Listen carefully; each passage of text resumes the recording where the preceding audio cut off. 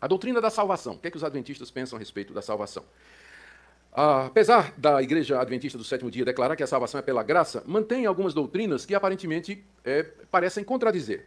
Por exemplo, White, a senhora White, no livro Testimonies for the Church, ela diz assim: você tem uma grande obra para fazer. Não engane sua própria alma, mas examine-se a si mesmo à luz da eternidade. É impossível você ser salvo como você está. Veja a obra ser feita por você antes que é tarde demais. No mesmo livro, ela diz ainda: Deus não pode salvar o homem contra a sua vontade. O homem deve trabalhar com seu poder, ajudado pelo dever de Cristo, para resistir e conquistar para si mesmo a perfeição. O homem deve fazer a sua parte. Baseado naquele versículo que diz assim: faz por ti que eu te ajudarei. Não, perdão, é a placa na traseira de um caminhão. Agora me lembro. Já viram na traseira do caminhão? Faz por ti que eu te ajudarei. É muito popular, né, esse pensamento. Vocês lembram que eu fiz a diferença entre monergismo e sinergismo?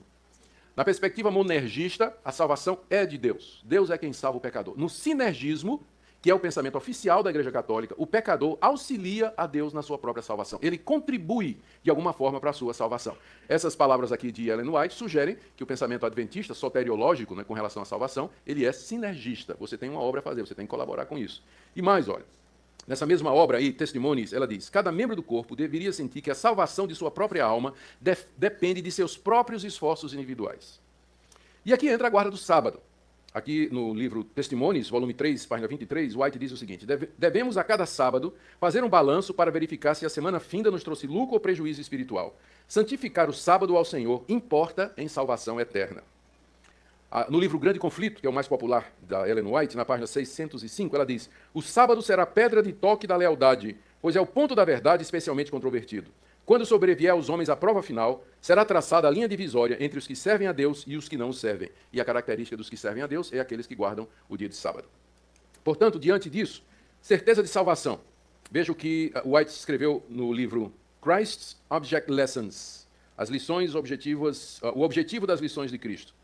Aqueles que aceitaram o Salvador, embora sinceros em sua conversão, nunca deveriam ser ensinados a dizer ou sentir que eles são salvos. Isso é enganoso. Então, Ellen White diz que você não pode ter certeza de salvação. Se você disser que você tem certeza da sua salvação, você está sendo enganado. Em contraste, o que é que a Bíblia nos diz? Diz que nós somos salvos pela graça, mediante a fé, e não por qualquer obra nossa, e que por isso nós podemos ter aqui e agora plena certeza da nossa salvação, pois ela foi realizada por Deus mediante Jesus Cristo, e não mediante qualquer obra, esforço ou mérito humano, como diz o apóstolo João na sua primeira carta, capítulo 5, a partir do verso 20. Não, vou ler mais um pouquinho.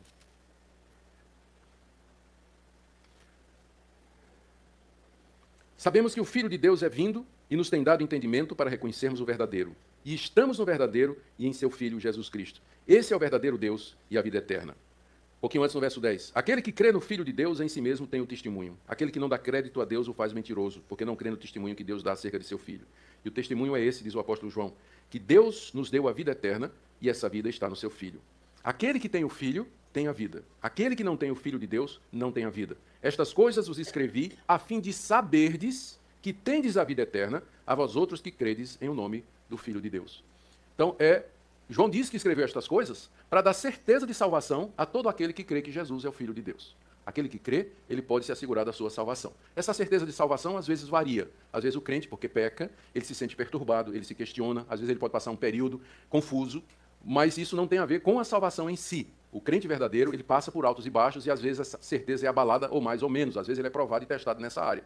Mas a certeza da salvação é um direito e um privilégio, não direito, mas é um privilégio que o crente verdadeiro tem aqui nesse mundo. Exatamente porque a salvação não depende de obras. Porque se depender de obras, o que eu conquistei hoje, eu vou perder amanhã.